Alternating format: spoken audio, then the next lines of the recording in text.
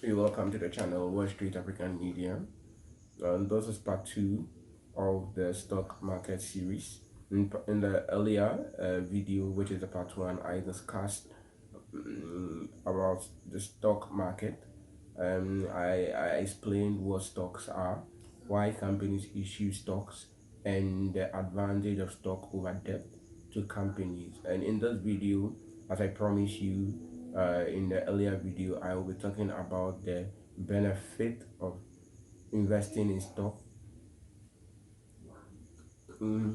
So, when an investor buys the shares of a company, he looks out for two things.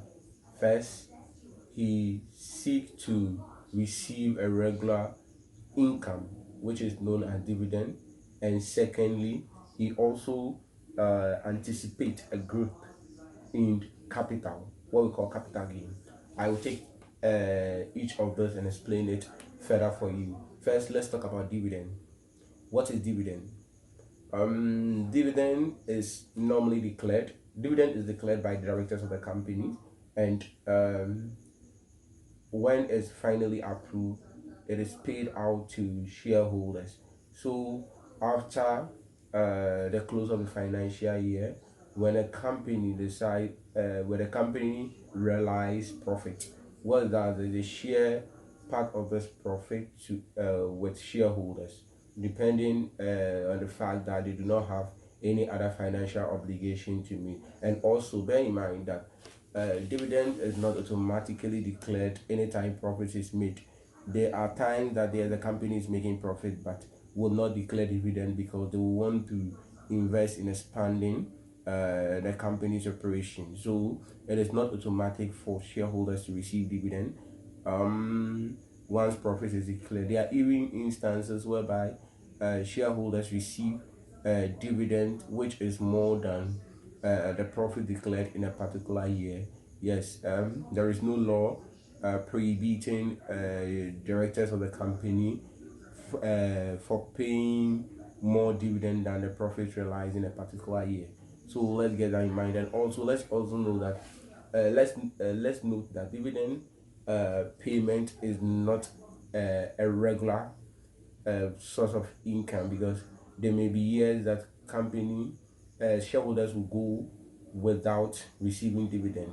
Yes, and one distinction we need to make here also when it comes to dividend payment is the fact that we have different classes of shares. We have the common stock and then we have the preference stock. Along this line, we can be able to ascertain what each class of stockholder is entitled to. But basically, let's try as much as possible to restrict ourselves to the common stockholder. I will do a separate video to draw an extension between the two, a common shareholder and then the preference shareholder. But for now, you should know that dividend. You should know what dividend is, which is a portion of the company's profit that is distributed to shareholders. And yes, you must also bear in mind that it is not a regular source of income. Yes, shareholders may go for several number of years without dividends. Yes, and the other source of income to shareholders is capital gain. That is, they buy shares in a company and they watch the price of the stock rise over time so that they will be able to earn more than they have invested when they decide to realize or sell their shares in the near future. So let me take my time to go through capital gain with this example. Let's take a scenario that company A issues shares at a nominal value of $1 in 2016. So the shares was issued at nominal value $1 in 2016. John bought 500 shares in company A, meaning he paid 500 USD for 500. 4 years after John's purchase in 2020, the share value increases, what we call the market value increases. So now each shares in company A sell at $10. Each share sells at $10. So what happened is that John paid 500 USD in 2016 to buy 500 shares. But if John should decide to sell off his shares in 2020, what will happen is that he won't receive 500 USD for selling his 500 shares in 2020, but will instead receive 5,000 USD for 500 shares in 2020, because now the market value of each share is no longer 1 USD, but now it's 10 USD. And so with this, we say John have made a capital gain of 4,500 USD. That is the 5,000 he is receiving for selling his shares, and the different the 500 he paid for the shares. So this is what normally happens. Let me give you a perfect scenario. In 2004, Google decided to go public. Yes, so they got listed on Nasdaq stock exchange, and during that time, each Google shares was traded at 85 USD. Yes, each Google shares was sold at 85 USD in 2004.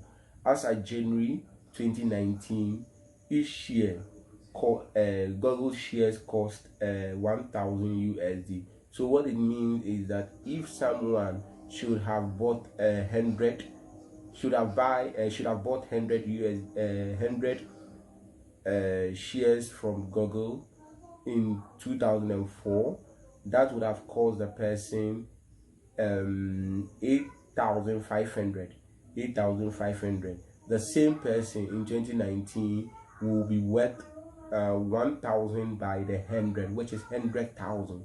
So spending 8,500 to buy 100 shares in 2004 in Google, and in 2019 the same person would realize from the sales of his shares 100,000 USD. Look at the difference. That means he's making more than 90,000 in capital gain. This is one thing that really entices people in buying shares. You watch your share, how this market price grow, and as it grows, you are able to tap into the advantage of capital gain. But bear in mind, whereas in the same way that we have capital gain, we have capital loss as well. When a company is not performing and its share prices fall consistently in the market, what happens is that the investor becomes worse off. Yeah, so let's in the same scenario we use for John.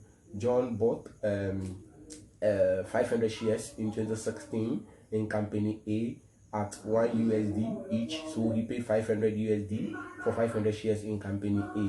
In 2020, one share, the market value of companies A share drops to 0.4 USD.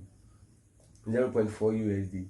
What it means is that if John should decide to realize his or sell off his shares in 2020, he won't be receiving 500 USD for selling 500 shares, but instead he will be receiving 500 multiplied by 0.4 USD, which means he'll be receiving only 200 USD. In this case, John has made a capital loss of 300 USD. So it is not always a gain. There are instances that you will also make capital loss, but that is why we buy shares in anticipation of positivity.